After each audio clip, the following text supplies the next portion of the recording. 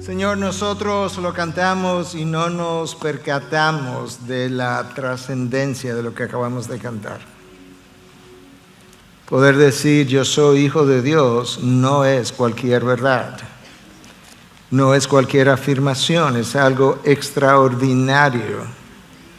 Tú tuviste un solo hijo, el unigénito de Dios, pero de alguna forma en tu sabiduría, en tu gracia y misericordia te la ingeniaste para adoptar hijos que éramos llamados hijos de ira y hoy somos hijos de gracia.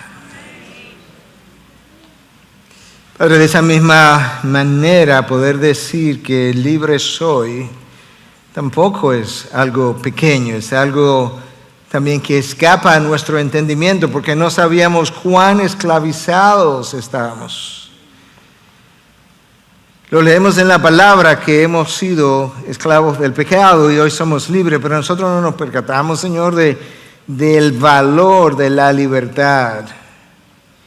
Y yo te pido en esta mañana que tú puedas abrir nuestro entendimiento, tanto como el del que predica como el del que es predicado, de manera que nosotros podamos salir de este lugar entendiendo lo especial que somos como pueblo tuyo, el privilegio que tenemos y al mismo tiempo la responsabilidad de un lado uno y de un lado la otra, precisamente porque somos quien tú dices que soy. Señor, tener un lugar en tu casa tampoco es algo pequeño. Tú lo consideraste tan importante que entre las últimas cosas que le dijiste a tus discípulos fue que tú te ibas a preparar un lugar para nosotros. Y que si eso no fuera verdad, tú nos lo hubiera dicho, pero tú dijiste lo contrario. Yo me voy porque yo tengo que preparar un lugar para cuando tú arribes esté lista. Yo no sé exactamente lo que eso significa, yo simplemente lo creo porque tú lo dijiste. Señor, en esta mañana, haz tronar tu voz para la transformación nuestra, la gloria tuya primero, la transformación nuestra después, porque una depende de la otra. De manera que habla Dios, que tu pueblo escucha. Te lo pedimos en Cristo Jesús, su pueblo dice, amén, amén, amén. Vamos a estar leyendo prontamente en el capítulo 2 de la primera carta del apóstol Pedro a sus seguidores, a gente que estaba dispersa. Pero vamos a llegar a ir en un momento. Déjame introducir lo que tenemos hoy que compartir. Este jueves pasado, yo estaba con un grupo de pastores y líderes. Me habían invitado hace un par de semanas atrás, un mes atrás, no recuerdo. Yo estaba ahí porque ellos querían que les conversara, les hablara acerca de la pandemia, el COVID-19, las vacunas, la necesidad de vacunarse, para ellos estar informados y al mismo tiempo poder animar a otros en sus congregaciones. Antes de mi exposición, pues se leyó una parte de mi currículum para como dar a conocer las credenciales, por así decirlo, de por qué podía hablarles como pastor y como médico. Y yo decía, no sé si tú me lo crees, que yo nunca me he sentido cómodo y todavía es el caso cuando parte de mi currículum es leído, pero sobre todo en frente de la comunidad cristiana, algo que yo creo que podrás entender prontamente. Lo cierto es que no se hizo nada incorrecto en ese sentido. Es lo que se espera, es lo que se estila. A veces yo mismo quiero conocer de alguien que me está hablando, un autor que estoy leyendo, para saber justamente eso, como qué credencial tiene para poder instruirme. De manera que yo no hago esto como una crítica en lo más mínimo. Yo simplemente estoy tratando de ilustrar un punto en mi introducción. Pero continúo mencionando por qué nosotros hacemos o explicando por qué hacemos eso. Nosotros vivimos en una sociedad que es conocida como una meritocracia. Eso es un término, es conocido tanto en inglés como en español. Y esto es como el diccionario de la Real Academia define la meritocracia. Es un sistema de gobierno en que los puestos de responsabilidad se adjudican en función de los méritos personales. Y Y esos méritos te ganan posición, te ganan títulos, te ganan salario, incluso te ganan premios, bonos. Así funcionan los gobiernos, las instituciones, las compañías públicas y privadas a la hora de contratar personal. Sin embargo, en el pueblo de Dios las cosas lucen diferente. Para ser miembro de la comunidad de creyentes, el requisito número 1 es que tú no tengas ningún crédito que reclamar. Y el apóstol Pablo nos ayuda a entender la razón, porque todos hemos sido destituidos de la gloria de Dios, de forma que el mérito que yo pueda reclamar carece de brillo, carece de significado, de atractivo ante los ojos de Dios. Los miembros del pueblo de Dios no califican para entrar. ¿Me escuchaste? Los miembros del pueblo de Dios no califican para entrar. De hecho, eso es exactamente lo que el apóstol Pablo trata de explicarle a los corintios en su primera carta, capítulo 1, cuando le habla de que no muchos de ellos eran sabios, ni educados, ni gente reconocida. Al contrario, eran de otra clase. Sin embargo, los privilegios, los títulos, las posiciones que Cristo me otorga constituyen mi identidad de por vida. De manera que yo quiero que recuerdes esto, lo debemos recordar todos, incluyéndome yo mismo, ¿verdad? Quien predica, pero mientras más joven eres, más quiero que lo recuerde. En el pueblo de Dios, la pregunta de quién yo soy es más importante que la pregunta de quién soy yo. En el pueblo de Dios, la pregunta de quién soy yo es más importante que la pregunta ¿quién soy yo? El apóstol Pedro nos ayuda a ver en el capítulo 1 y el capítulo 2 la respuesta a la primera pregunta de quién soy y cómo esa persona a quien yo le pertenezco me mira, cómo me cataloga, cómo me califica, por así decirlo. Y los privilegios de esas cosas que mi Dios dice que yo soy son enormes, pero asimismo, si grandes son los privilegios, igualmente de la misma magnitud, para que la balanza esté equilibrada, así son mis responsabilidades. Y yo digo esto porque a veces nosotros reclamamos o hablamos, confesamos algunos de esos títulos y posiciones que Dios nos ha dado por gracia, pero luego no nos comportamos a la altura de lo mismo. Y yo quisiera dar un par de ilustraciones. A veces decimos que somos hijos de Dios, pero luego no honramos al Padre como Él merece. De hecho, eso es exactamente lo que Dios dice en el Antiguo Testamento a través de su profeta Malaquías en 1:6.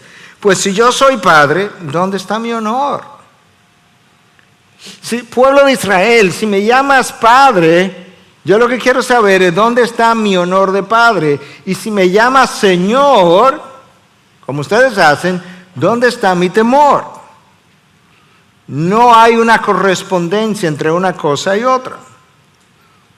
A veces nosotros decimos que hemos sido justificados por gracia a través de la fe, y ciertamente eso es un enorme privilegio, pero luego si hemos sido justificados de esa manera, no vivimos necesariamente vidas justas.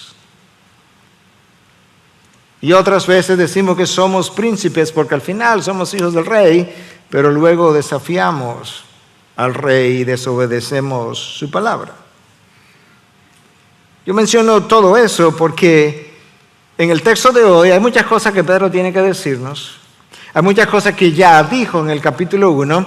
Como hace 3 o 4 semanas que yo prediqué mi último mensaje donde cerramos el capítulo 1, yo necesito casi obligatoriamente ayudarles a recordar todo lo que se dijo en ese capítulo 1, conectarlo con el capítulo 2 y exponer el texto del capítulo 2. De manera que eso es como un poco de reto hacer todo eso, pero yo creo que lo logramos en el primer servicio. Y al final Pedro quiere que te quedes, por así decirlo, con la idea de cuál es tu identidad en Cristo.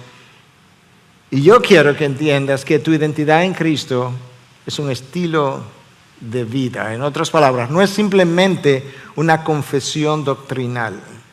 No es simplemente un concepto teológico.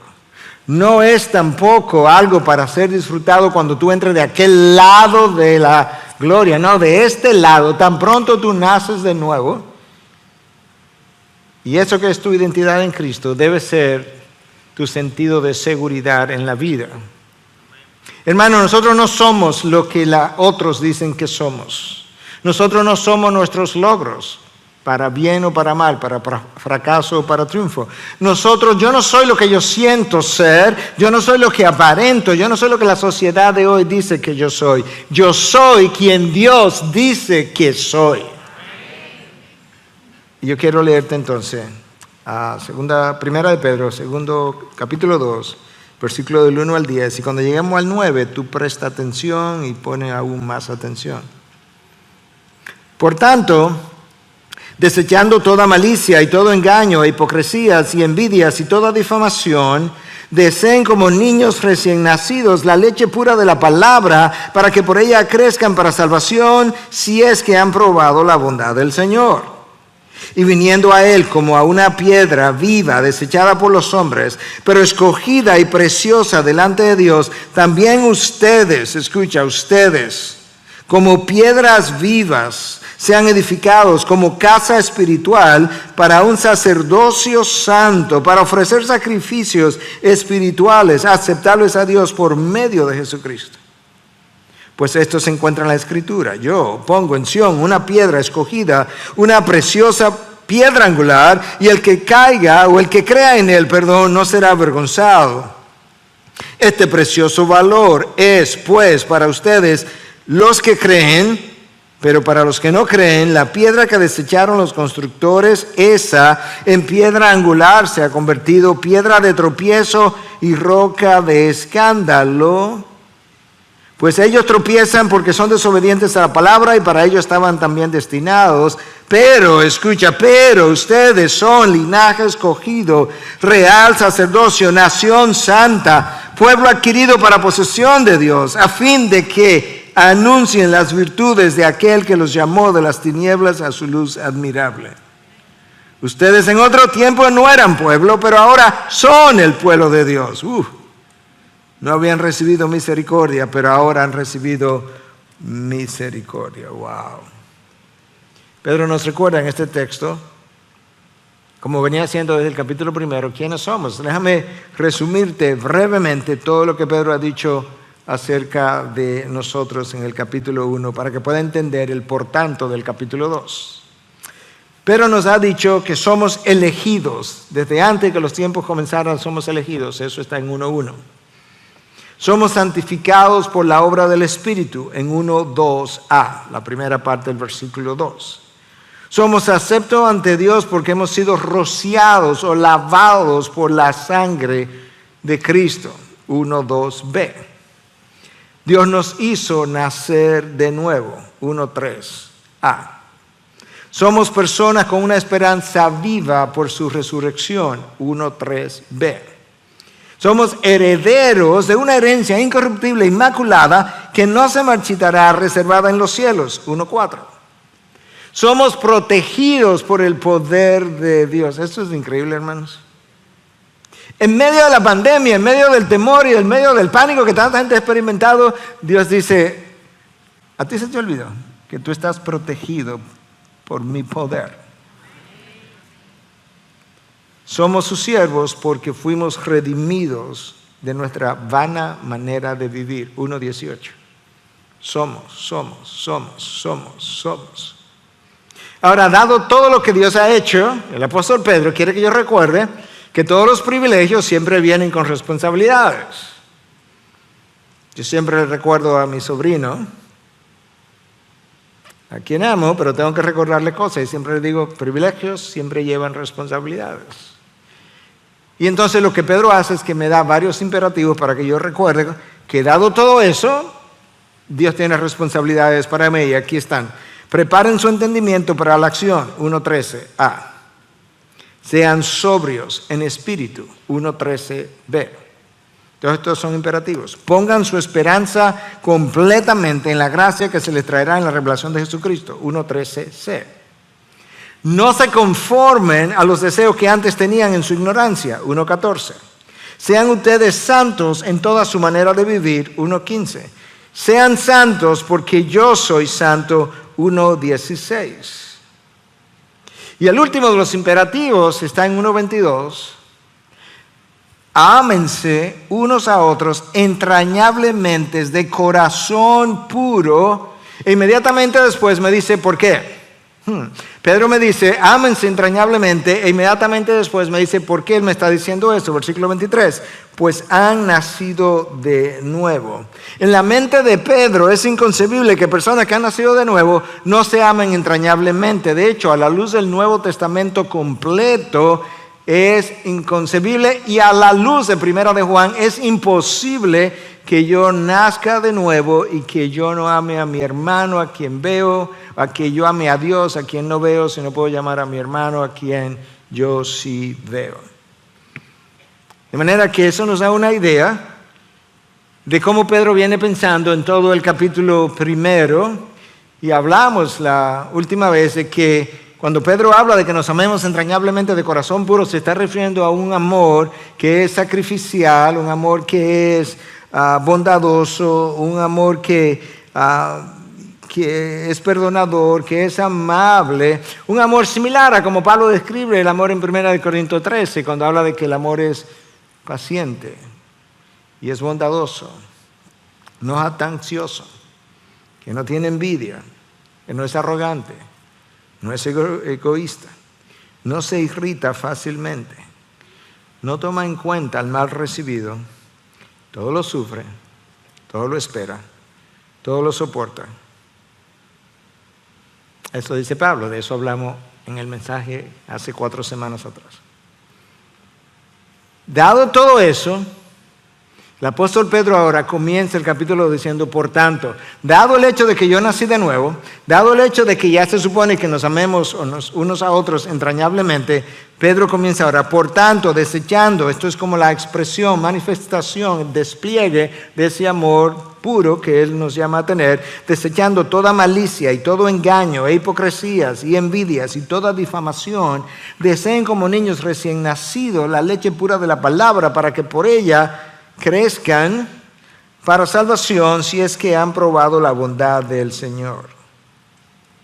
Si Dios nos llamó a la santidad, ser santo porque yo soy santo, y al mismo tiempo Dios nos llama a amarnos entrañablemente, no se supone entonces que en nuestras vidas haya indicios de malicia, disposiciones, inclinaciones del corazón que deben salir. Malicia es la primera palabra, o iniquidad, o malas intenciones. No debe haber en nosotros, dice Pedro, engaño. Eso implica deshonestidad, falsedad, mentiras de diferentes tamaños, colores, circunstancias. No debe haber hipocresías. En el original es casi la misma palabra, hipócrisis. Literalmente significa actuar bajo una máscara. Esta palabra viene del mundo del teatro en la antigüedad, donde la gente se ponía una máscara y fingía ser una cosa que no era. De esa misma manera, hoy nosotros entendemos la hipocresía de la misma forma, es aparentar algo que no eres. Y ahí viene el origen de la palabra. No debe haber envidias. Envidia es ese sentimiento que tú, yo, cualquier otro pudiera experimentar cuando nosotros vemos a otro y vemos el bien de ese otro. A veces es una promoción que le hicieron a alguien en mi trabajo.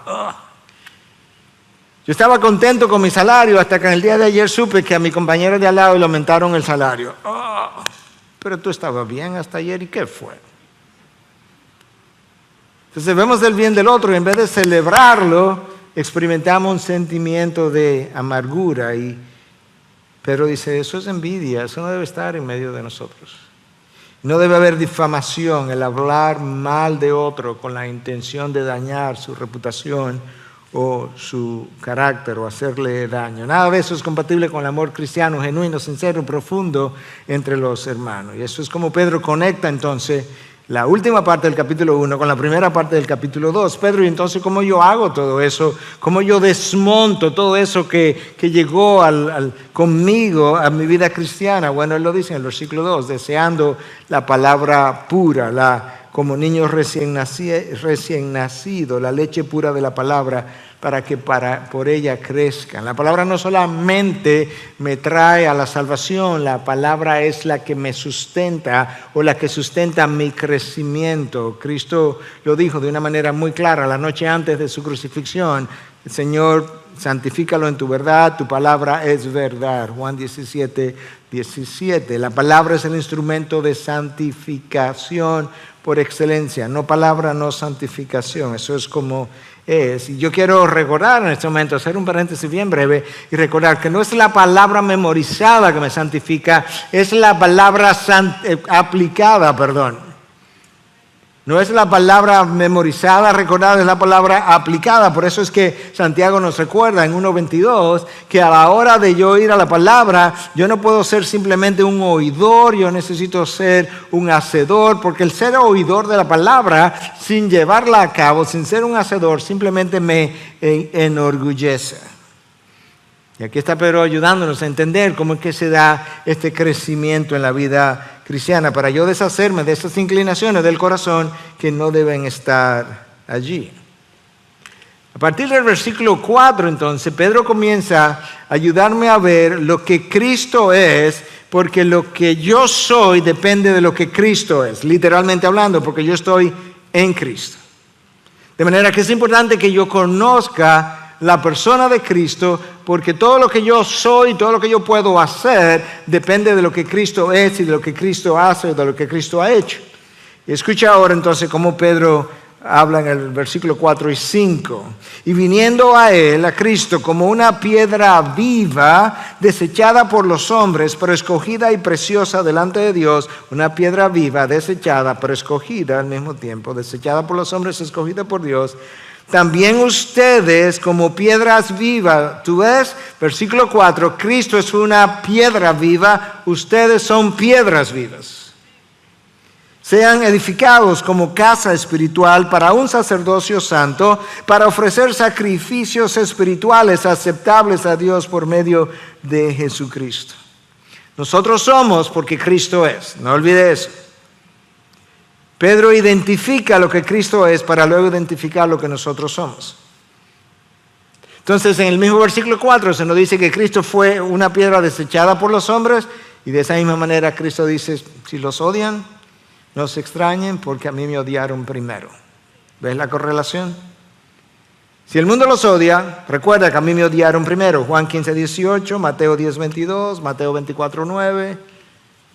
Cristo nos está recordando, hay una correlación directa entre lo que yo soy, lo que yo hago, lo que a mí me hacen, y lo que tú eres, lo que tú haces y lo que a ti te hacen. En el versículo 4, Cristo es llamado una piedra escogida. En el versículo 9, nosotros somos llamados linaje escogido. ¡Wow! Lo que Cristo es, de alguna manera, nosotros somos porque estamos en Él. En la antigüedad, las edificaciones se fabricaban de piedras. De manera que Pedro lo que está haciendo es tomando prestada la metáfora de la construcción de las edificaciones y nos llama a nosotros una casa espiritual. Ahora escuche, Pedro no está llamando a cada cristiano una casa espiritual. No. Cuando Dios se refiere a Israel, Dios se refiere a Israel como un todo, como una comunidad. Cuando Dios se refiere a la iglesia, Dios nunca ve a nadie como llanero solitario separado de la iglesia. Él se refiere a ese grupo de personas como el pueblo de Dios, como la novia de Cristo. Yo no soy la novia de Cristo, la iglesia es la novia de Cristo. Y de esa manera entonces Pedro nos está llamando y nos está diciendo, mejor dicho, que somos una casa espiritual. Una casa, todos nosotros, la iglesia verdadera repartida a lo largo del mundo es una casa espiritual. ¿Y qué nosotros dijimos que éramos en el versículo 4? Piedras vivas. Y entonces, ¿qué es lo que pasa? Una piedra viva sobre otra piedra viva, sobre otra piedra viva, van formando todo el edificio hasta que somos una casa espiritual. ¿Me entendiste? Eso es a lo que Pedro se está refiriendo. Lo que el templo de Jerusalén era en el Antiguo Testamento, donde simbólicamente moraba la presencia de Dios, la iglesia es hoy en el Nuevo Testamento, pero Dios no mora simbólicamente en medio de la iglesia, mora realmente. Porque Él mora en cada uno de nosotros. De manera que no es simbólica su presencia.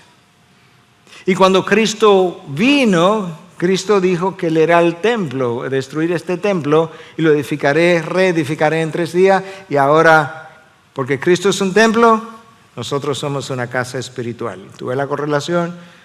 Nosotros somos lo que Cristo es, de alguna manera. Edificados como casa espiritual para un sacerdocio santo, para ofrecer sacrificios espirituales aceptables a Dios por medio de Jesucristo.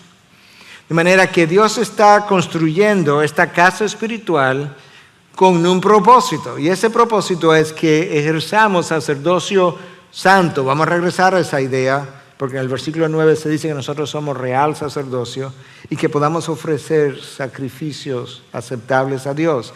Eso trae a la memoria inmediatamente el Antiguo Testamento otra vez. Esto está lleno de citas del Antiguo Testamento que yo no estoy usando a propósito. Voy a usar 1 o 2 simplemente más adelante. Pero Pedro está ayudando a este grupo de judíos a procesar el Nuevo Testamento a la luz del Antiguo Testamento. Y por eso le está hablando ahora que fuimos escogidos para un sacerdocio santo, recordando que en el Antiguo Testamento el sacerdocio estaba reservado para para un grupo de personas, pero básicamente gente en ese solo oficio, y había un solo sumo sacerdote, una sola persona con acceso a la presencia de Dios en el lugar santísimo y solamente una vez al año. Y ahora Cristo nos ha dado a nosotros, como Él vino y ejerció sacerdocio y ofreció sacrificios a Dios, y el último y más hermoso de todos, su sacrificio en la cruz, donde Él derramó sangre para el perdón de pecados. Entonces ahora, como nosotros somos lo que Cristo es, ahora Cristo me ha delegado un sacerdocio para que todos nosotros, no una persona, no un oficio, todos nosotros tengamos el derecho de accesar el trono de Dios 24 horas al día, 7 días a la semana, 365 días al año, todo el tiempo, y que lo hagamos con confianza. Wow. Pero santo, dice el texto, un sacerdocio santo. Nosotros somos porque Cristo es. El texto me dice también que ofrezcamos entonces sacrificios espirituales aceptables a Dios por medio de Jesucristo. Suena familiar, ¿verdad? Romanos 12, versículo 1, el apóstol Pablo. Ofreced vuestros cuerpos como sacrificio vivo y santo a nuestro Dios. Eso es parte de lo que yo necesito recordar. Esto se sigue moviendo, así que me dan un permisito. Nosotros somos lo que Cristo es. Recuerda que Cristo antes de partir dijo, yo soy la luz del mundo, en Juan 8:12. Pero antes de partir nos dejó dicho, pero vosotros, ustedes, son la luz del mundo. Otra vez, ayudándome a mí a entender que hay algo que Él es que me permite a mí ser algo. Y de esa misma manera, nosotros seguimos viendo cómo en el versículo 6, y seguimos descendiendo, Él es llamado piedra escogida, y luego yo voy al Antiguo Testamento otra vez y me encuentro con que Israel es llamado un pueblo escogido, una nación escogida entre todas las naciones, y nosotros somos llamados en el versículo 9, linaje escogido. Wow. Soy escogido de una forma distinta a como Cristo fue escogido, pero Él es una piedra escogida. Eso es lo que el texto del versículo 6 nos dice. Pero hay algo más que nos dice el texto del versículo 6. Escucha, esto se encuentra en la Escritura. Yo pongo en Sión una piedra escogida, una preciosa piedra angular, y el que crea en Él no será avergonzado. En la antigüedad, lo que hoy nosotros llamamos como albañiles tenía un nombre. Esas personas examinaban las piedras minuciosamente antes de construir o de comenzar a construir, para examinar su calidad, las grietas, sus formas. Una gran cantidad de ellas eran rechazadas, otras eran escogidas. Y entre las escogidas había una piedra que por su tamaño, su calidad y su forma era escogida como la primera piedra que iba a ser colocada, que determinaría la colocación del resto de las piedras. Esa era la piedra angular. Eso es Cristo. La piedra angular de todo el plan de redención de Dios. El Antiguo Testamento sin Cristo no hay manera de interpretarlo, no tiene sentido, es ilógico, y eso es la razón por la que el judaísmo del primer siglo no logró entender a Cristo, porque no podían lograr entender el Antiguo Testamento al no aceptar a Cristo. Y el Nuevo Testamento ni siquiera existiría. El Nuevo Testamento no es más que la biografía de Cristo en los evangelios y luego las enseñanzas de Cristo expandidas y explicadas en las cartas. Esa piedra escogida, esa piedra preciosa, es un valor precioso, dice el versículo 7, para ustedes los que creen. No para todo el mundo. El valor de Cristo está en sí mismo, pero en términos humanos y prácticos, Él es un valor precioso para los que creen. Y claro que lo es, porque Él representa mi salvación, Él representa mi justificación, Él representa mi santificación. Cristo es el amén a todas las promesas de Dios para conmigo. Él es un valor precioso si yo entiendo bien todo lo que Él es y todo lo que Él ha hecho por mí. De hecho, el salmista en el Salmo 45:2 le llama a Cristo el más hermoso de los hijos de los hombres. Yo no creo que él se estaba refiriendo primariamente a su aspecto físico, aunque pudo haber sido sumamente hermoso. Yo no lo sé, pero yo no creo que se estaba refiriendo primariamente a eso, porque eso no es como Dios valora. Yo creo que se estaba refiriendo precisamente a todo lo que Cristo es en sí mismo. El más hermoso de todos los hijos de los hombres. Pedro le llama un valor precioso. Para los que creen. Porque para los que no creen, versículo 7, Él es una piedra de tropiezo y una roca de escándalo, versículo 8.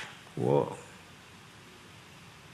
Él es una cosa para unos y otra cosa para otros. Es Él de bendición para uno, Él es de maldición para otro. Y la diferencia le establece mi credibilidad en Él o no. Para los que creen Él es así, para los que no creen Él es asado. Piedra de tropiezo y roca de escándalo. Eso es una cita del Antiguo Testamento que te la voy a leer en un momento. Isaías 8, 14 y 15.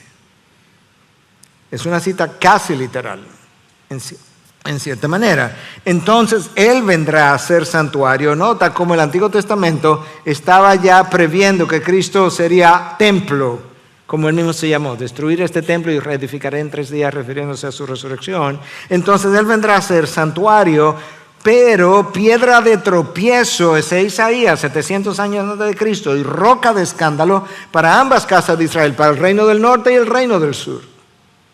Y lazo y trampa para los habitantes de Israel, de Jerusalén. Muchos tropezarán allí y caerán y serán quebrantados. Serán enlazados y apresados. Wow.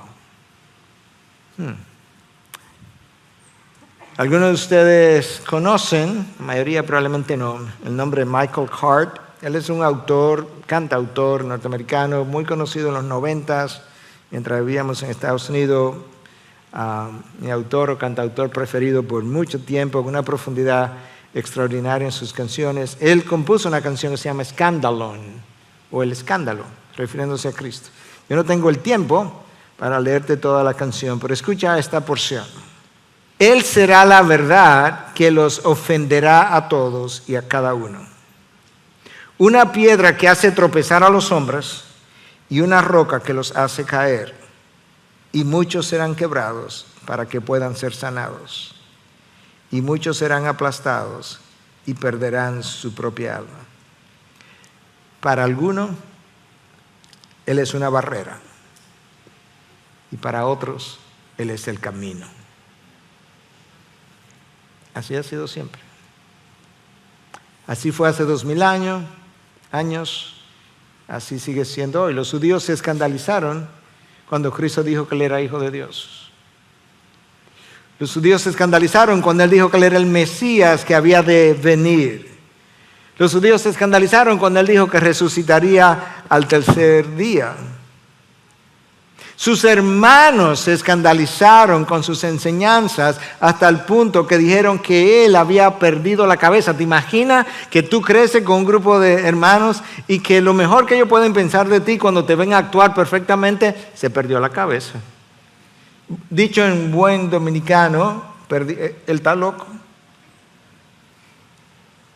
El judaísmo del primer siglo no pasó el escrutinio de Cristo porque ellos no podían concebir la persona de Cristo como Cristo realmente fue.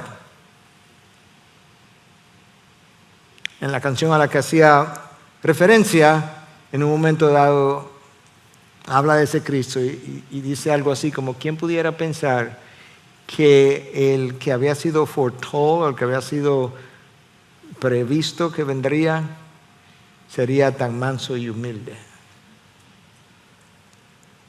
Hoy sigue siendo igual. Cristo es el colador de todas las religiones. Si tú me dices lo que tú crees de Cristo, yo te digo si está en el error o en la verdad. Si me dices lo que crees de Cristo, te podemos decir si está en salvación o en condenación. Aquellos que creen que Cristo es el Hijo de Dios, pero no Dios, para ellos lamentablemente no hay salvación. Y digo lamentablemente porque es la religión más numerosa del mundo. Millones y millones y cientos de millones de personas. Para aquellos que creen que Cristo es un profeta, quizás el último de los profetas, pero no más, lamentablemente no hay salvación para ellos. Para aquellos que creen que Cristo es un iluminado, el más grande de los iluminados, para ellos no hay salvación. Para los que creen que nuestras obras son necesarias para la salvación porque la obra de Cristo no es suficiente para salvarme, para ellos no hay salvación. Wow. Eso es millones de millones de millones de millones. El versículo 8 entonces nos dicen que ellos tropezaron, pueblo judío de aquella época, hoy tropezamos igual. Ellos tropezaron porque fueron desobedientes a la palabra. Wow, desde el Génesis 3.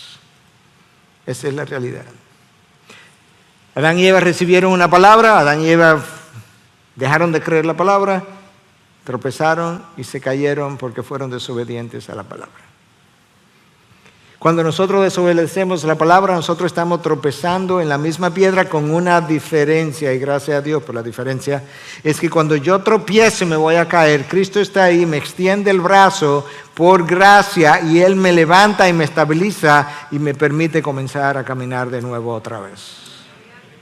Esa es la única diferencia entre qué pasó en el pasado, qué pasa en el presente, o qué pasa entre aquellos que tropiezan y se caen y los que tropiezan y Cristo levanta para que sigan caminando. Todo eso es como el terreno, la base, la zapata, el fundamento sobre el cual Pedro construye lo que él nos va a decir ahora, que es realmente como el eje sobre el cual gira todo este pasaje. El versículo 9 es el centro de gravedad del pasaje, por así decirlo.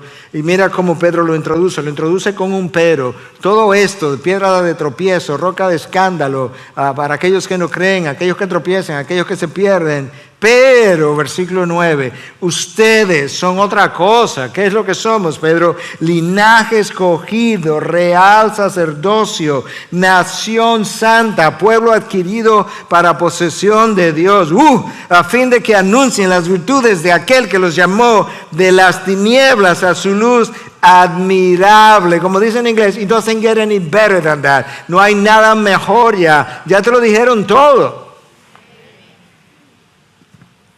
Linaje escogido.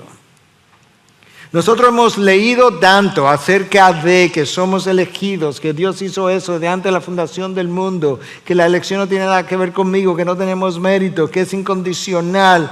Y esas cosas, le hemos oído tanto que se ha convertido como una noticia vieja, no nos anima, no nos motiva, no nos afirma, no nos dice, wow, esto es increíble. Y la razón es una, no solamente que lo hemos oído mucho, es que nosotros no acabamos de entender el estado de ruina en que Adán nos dejó cuando Adán cayó. Déjame leerte una sola cita de Grant Horner.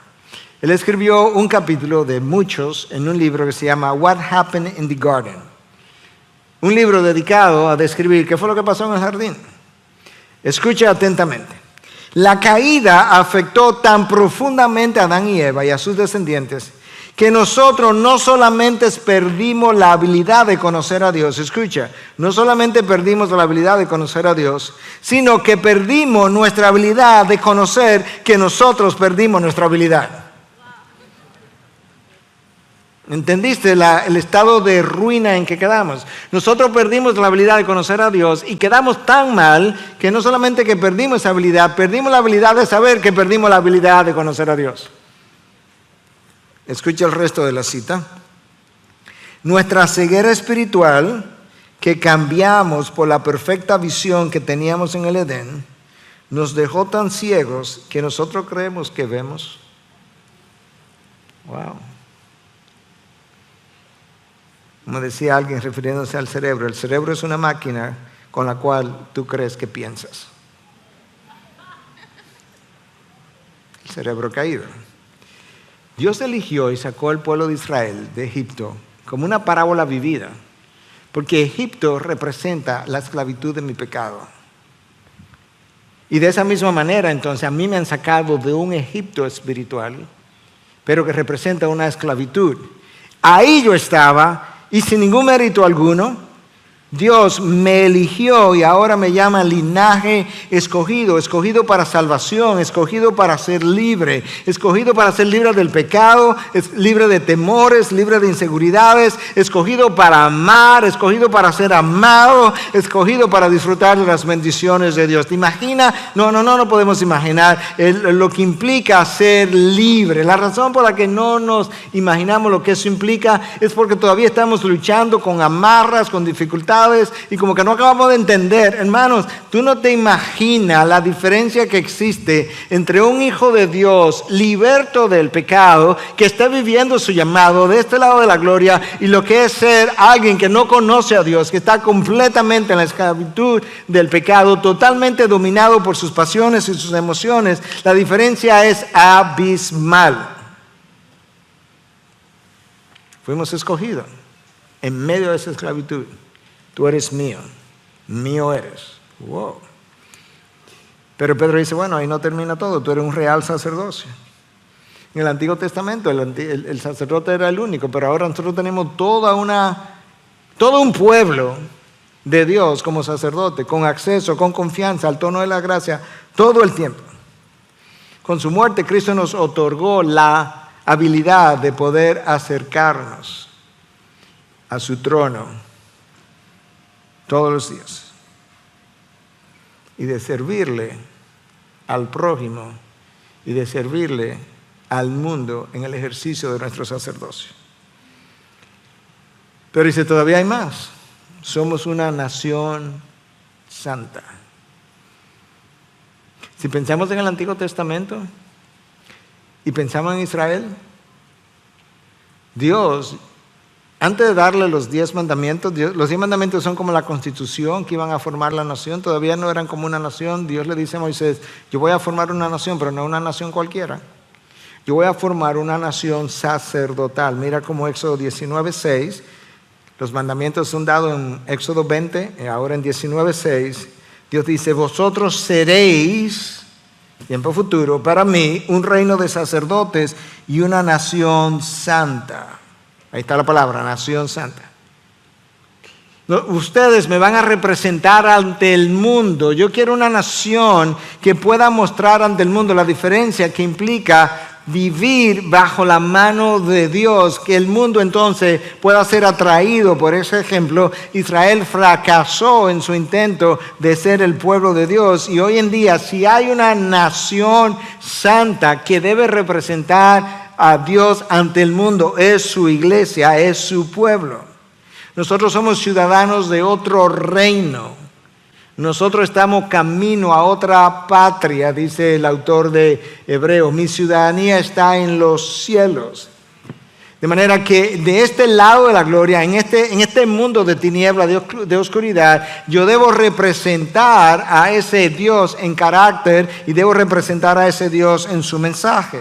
Debemos representar a nuestro Dios por lo que Él es cada momento, ya sea en público o en privado, de manera que recuerda eso, en público o en privado, frente a la televisión, frente a la computadora, en cualquier otro lugar, yo debo ser un digno representante de ese Dios. Debiéramos comprometernos a representarlo entonces en mensaje, en carácter y viviendo de una forma completamente digna de quien Él es.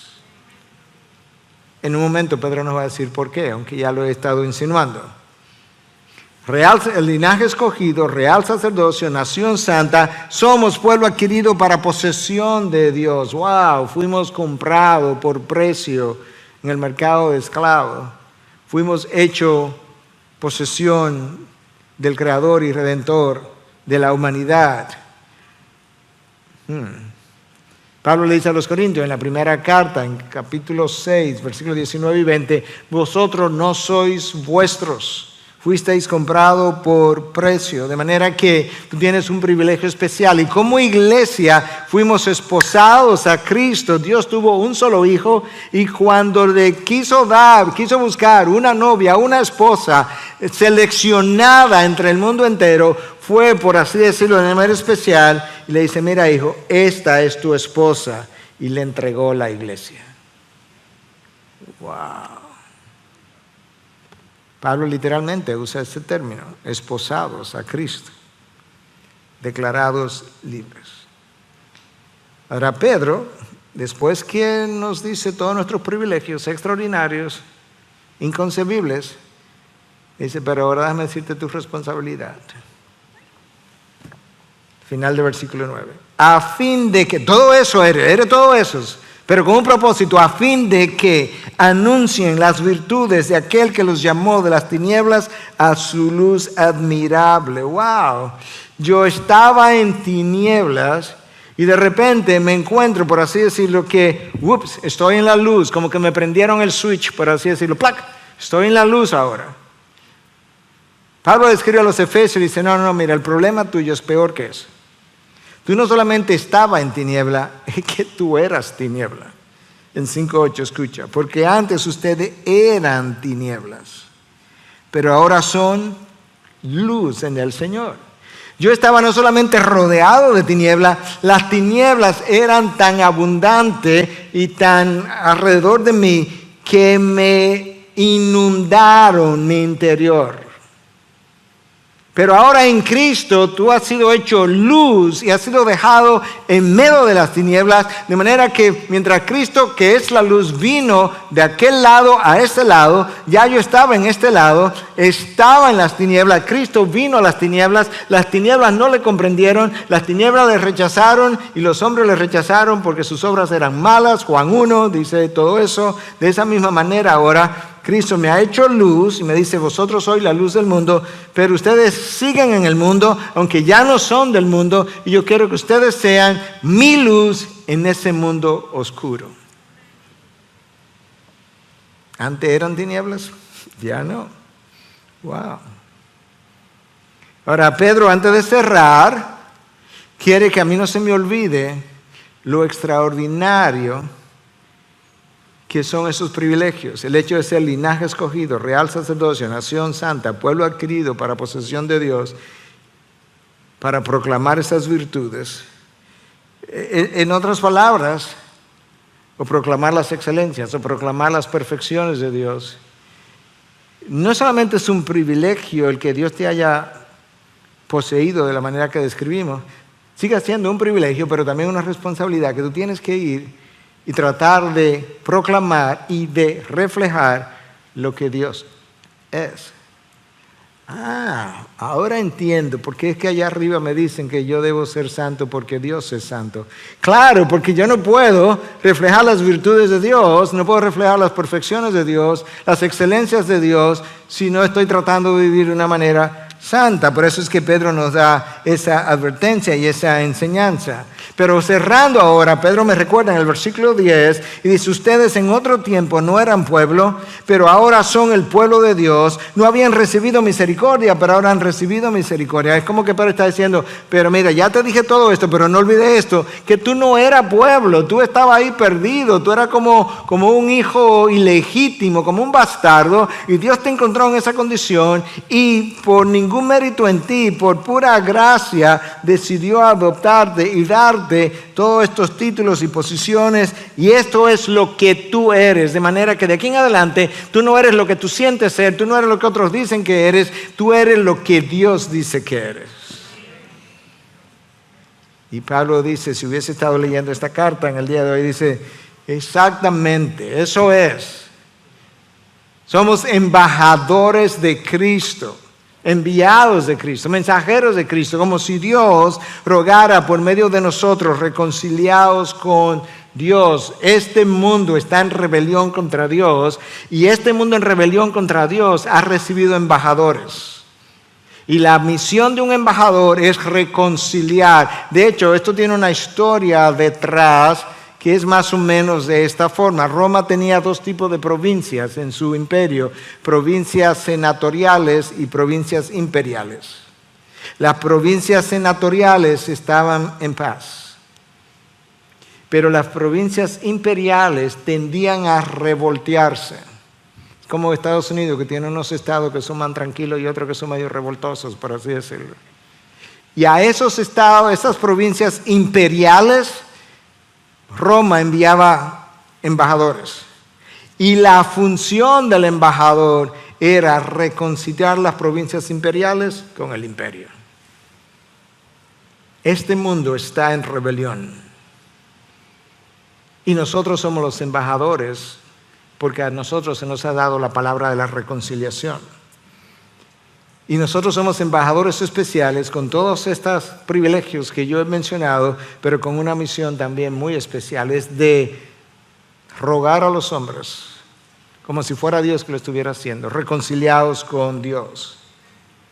Y en la medida que yo traigo este mensaje a su cierre, yo quiero animarte y decirte: hermano, hermana, independientemente de cuán densa se ponga la oscuridad, independientemente de cuánto avance la noche, independientemente de cuánto avance el mal, yo quiero que tú entiendas: tú eres la persona escogida dentro de la casa de Dios y dentro de ese mundo para hacer el trabajo de Dios. No hay otros, porque Él nos transformó, y no hay mejores testigos del poder del Evangelio que personas que hayan sido transformadas por dicho Evangelio.